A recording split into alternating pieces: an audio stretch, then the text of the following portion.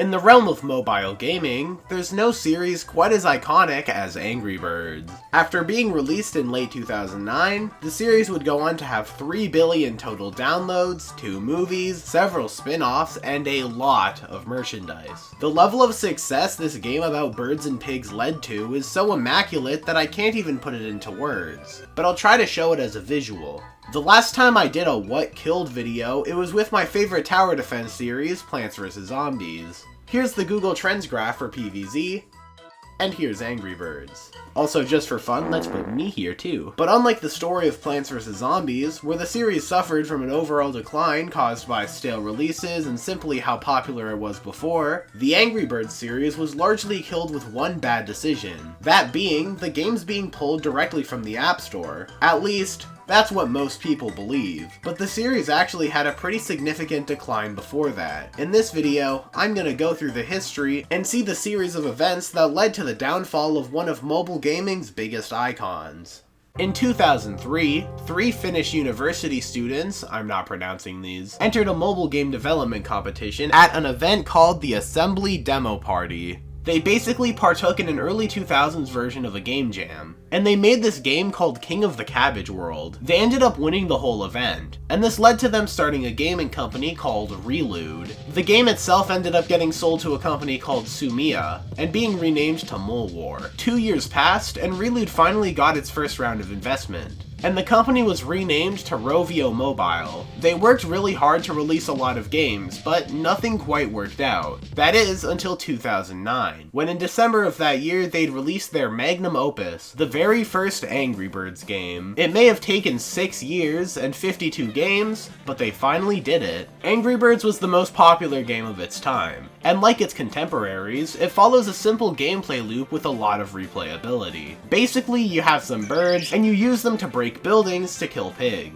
The uniqueness in the levels comes from the different abilities each bird possesses. Just as a quick refresher, Red is boring and has no special ability, Chuck is faster than Red but slightly weaker, the Blues are much weaker, but can split into 3 and completely destroy more spread out damage on weaker structures. Bomb explodes, Matilda lays an egg, and the egg explodes, Terrence is fat, and Hal is a boomerang that does boomerang things. Together they form the backbone that the level design could build off of, as each bird works best against certain materials. But the gameplay loop wasn't exactly their original idea. The gameplay concept for Angry Birds was taken from a Flash game made that same year, by the name of Crush the Castle. They share the same basic mechanics, where you have to hurl projectiles at an enemy base to kill enemies, but the slingshot works differently than the trebuchet, and in Angry Birds you have several different birds, each with unique abilities. Not to mention the more distinct variety in enemies and base materials. All things considered, I wouldn't call Angry Birds a ripoff, but it was at least heavily inspired.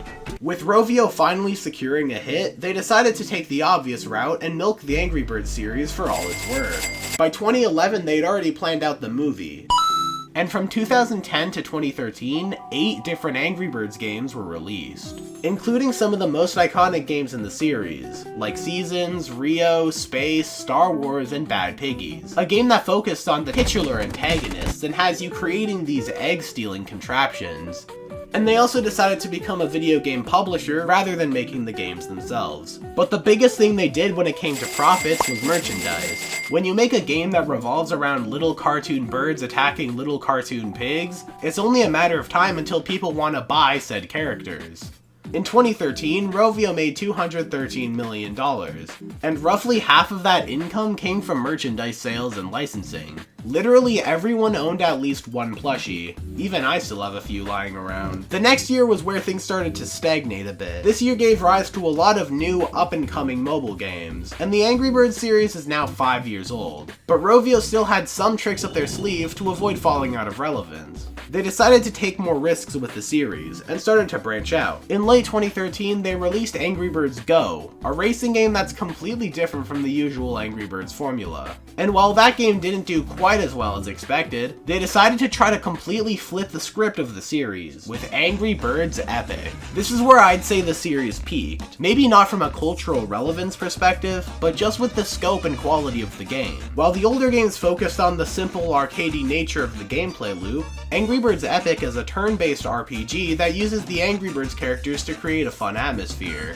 Developed by Chimera Entertainment and published by Rovio, this game's a fun addition to the series that also uses the art style from Angry Birds Toons, a TV series that ran on Teletoon from 2013 to 2016. The different weapons, characters, and items add a fun layer of strategy. Not to mention the music in this game genuinely sounds great.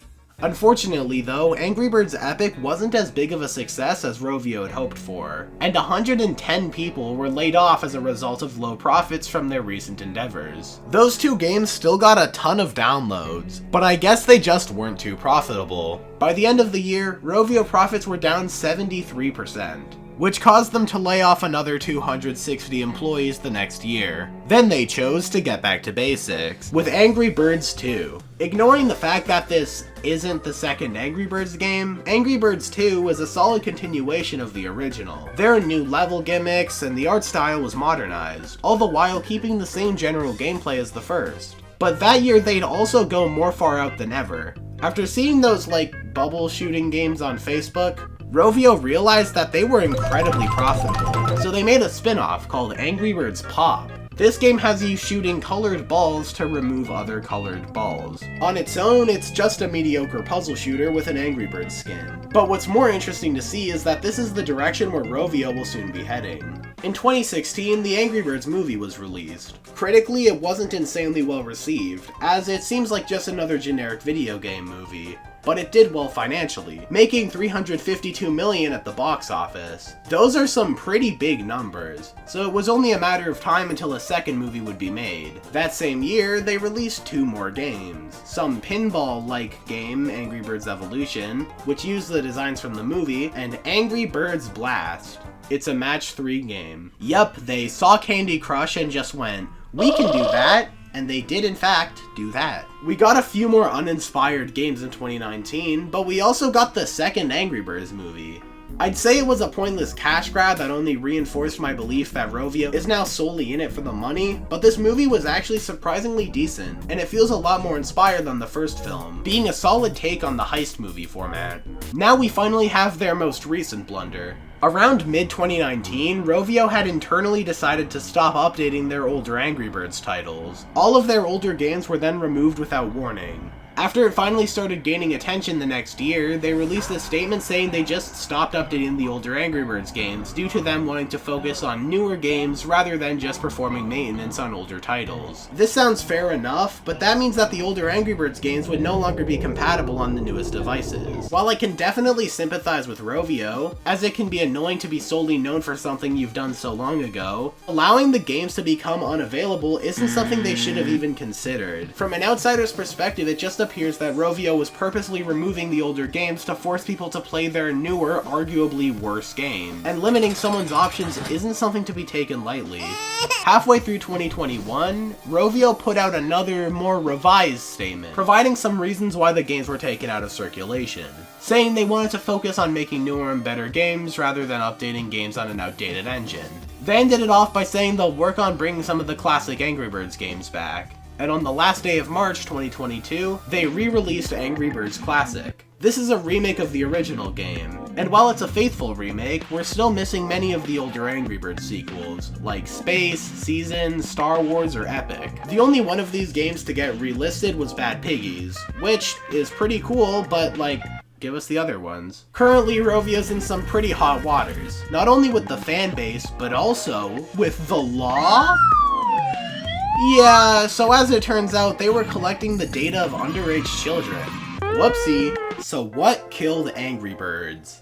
Besides the deletion of their older games, I think the biggest aspect of the decline was the shift from making original games to instead focus on their newer and honestly less inspired games. I'm not saying the series was super original before, but the creativity really took a hit after the release of Angry Birds Epic, and Rovio weren't even the ones that made that game. There's actually a lot of similarities I found between the story of Rovio and PopCap, the company behind Plants vs. Zombies, a game that released that same year. They both got massively popular off of one game, and had to do whatever they could to keep it afloat. I think the biggest difference between the two is that PopCap sold out to EA before the beginning of the decline, while Rovio tried to do everything on their own. And because of this, they ended up biting off more than they could chew, having to close several divisions and have a lot of layoffs due to the underperforming of their recent titles. Before the buyout, the scope of PopCap's games hadn't ever increased. But with Rovio, after the first wave of success, they immediately began to work on massive projects, like several grander spin-offs, and the 2 feature films. I believe the biggest issue was that, like anything that gets super popular, Angry Birds was always just a fad. And instead of branching out into other things early on, Rovio just kept making Angry Birds games. They put all their eggs in one nest, and after a while, the pigs were there to steal them.